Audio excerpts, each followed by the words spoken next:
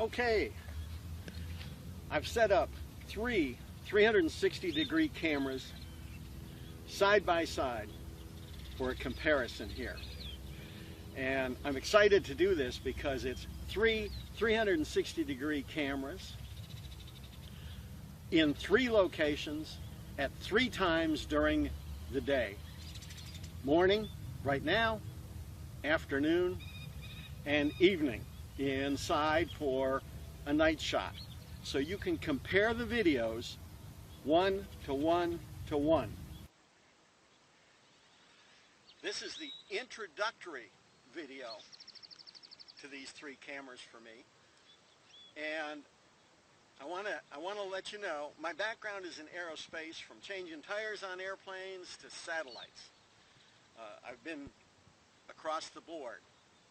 I'm not gonna geek out on you. If you're looking for some place or something to give you decimals to the 10th degree, this ain't the place. What this is real world application of these three cameras so that you can judge which one will be good for what you need it to do. The first camera I've got and the first camera that I received, commercial version right off the shelf, is the V360. This camera shoots a donut shape, or what I call 360H for 360 horizontal. If you're not interested in what's above us or below you, this camera will probably be what you want. As you can see, right now we've got a distance to all of the objects that we're videotaping. The next camera that I received was the 360 Fly. This camera uses one camera, super wide lens to shoot around, but you still lose some of what's below you. And the third camera that I'm testing today and we're going to see video from is the 360 Cam, which has just been released to the public. It has three lenses, so the amount that you see below is far greater than in the 360 Fly. And as I said, the V360 has nothing below you. But not only will you be seeing the video from each camera one by one, you will also be hearing how the camera recorded my voice and the background noise at the same time.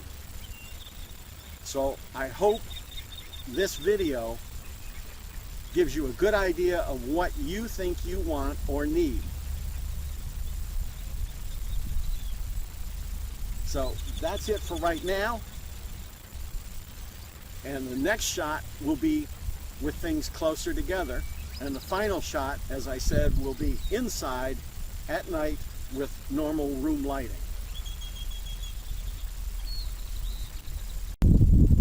Okay, it's about 4:15 in the afternoon, and as you can see, we're in a much closer environment here.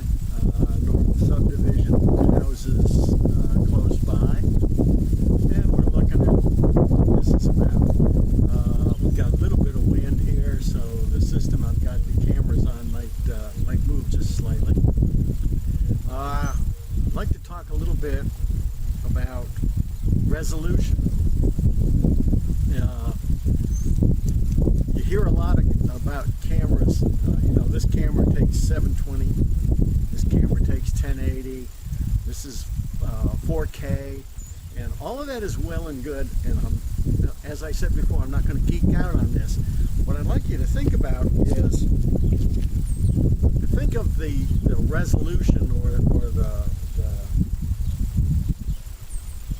what it shoots, like 720.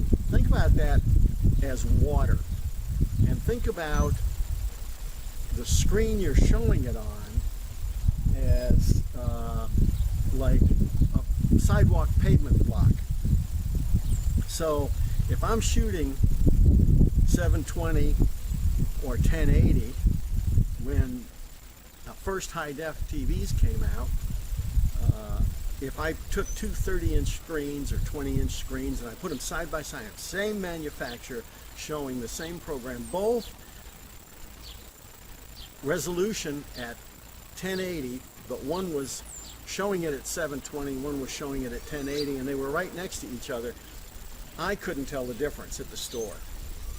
So, you know, a lot of what you're seeing has to do with the size of the screen.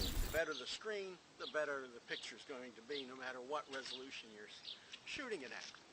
So, as I'm saying, if you think of the resolution as the water and the TV screen as a piece of maybe 2 foot by 2 foot sidewalk, pavement, not counting evaporation and stuff. If you take a glass of water and call that standard definition and you pour it on that pavement, it spreads out over the whole pavement, but you know, there's you almost have to move it around. It won't get the whole thing.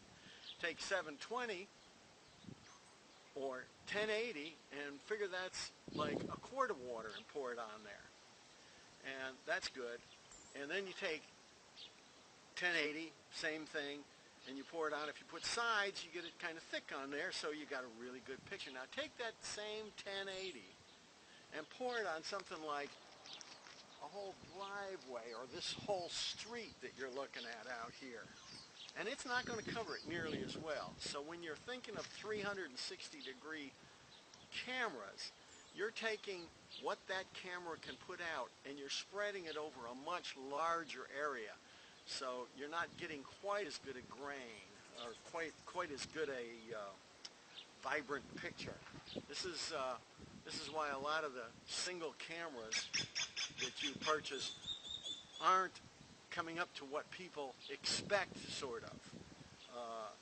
Remember, when you're shooting with a regular camera at 1080, all of that 1080 is going to a picture screen right in front of you. Now you shoot with 1080, that picture has to cover the whole area all the way around you.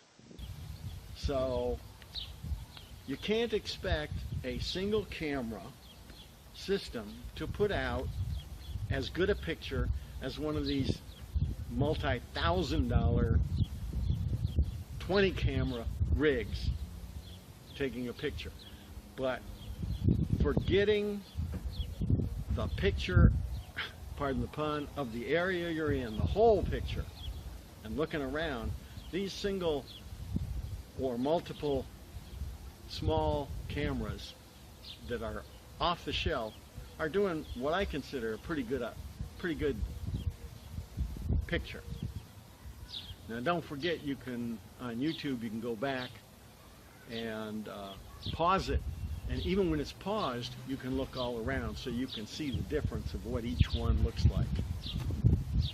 So that's it for this close-up one, or not close-up, that's it for this closer video. And the next video will take you inside after dark and see how those pictures come out. Okay, this is the third and final place I'm going to do a test in.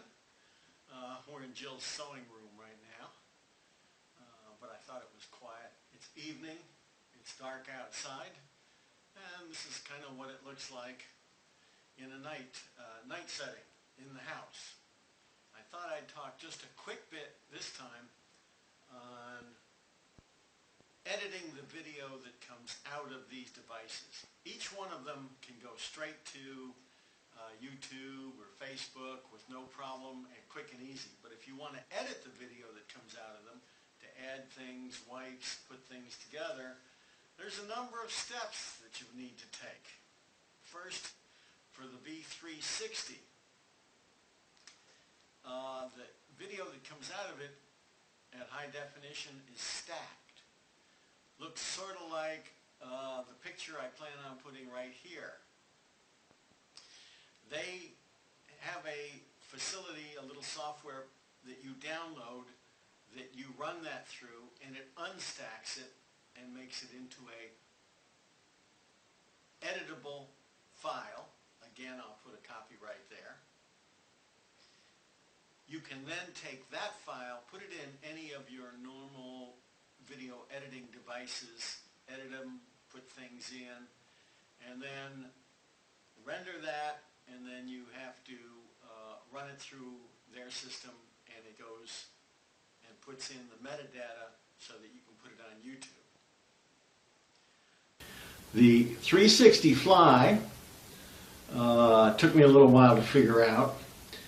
You get a video raw from that looks something like this. If I put it out there, it's a circle. And you go, what can I do with that? Well, they have a facility. You have to download their program. It's called Director.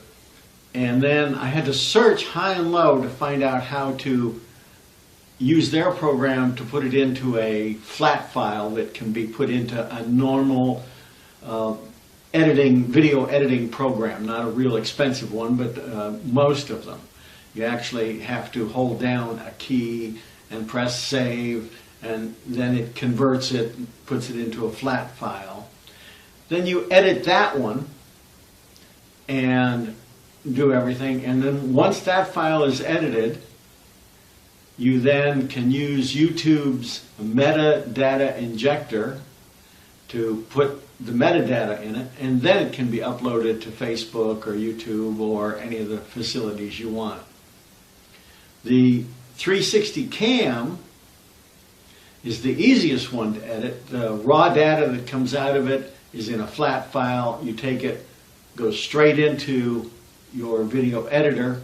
You can edit it, put in your wipes and everything, and then again you need to put it through the metadata injector to put metadata in it, and it can be uploaded. So each one can be done. They're very different steps, and it's not difficult. It's just you got to remember to do each step in order to get it onto the system that you want it on, and it takes a little while to do that. It's not an instantaneous thing. Now, if you remember in the last section I was talking about pouring water on the driveway and how much coverage you get, so that we're talking about 1080 or 4K resolution and everything. Now, in the 360, the V360 camera, you're using one camera. It takes a video of everything in the surrounding area, and of the video frame, you're actually covering 41.6% of the frame with the data from that camera. The rest of the screen is above or below, is not used.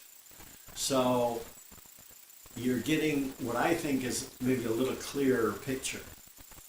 The 360 Fly, you're using the data that comes from that camera to cover 66.5% of the screen. The other 33% or 32.5% is just a straight black or a graphic that you put into it. So once again, you're spreading the data that comes from that camera over a wider area. Now the 360 Cam with the 3 cameras is covering 80.8% of the screen, and there's just a small little bit at the bottom that is not covered. I had to use a cheat sheet to remember all that.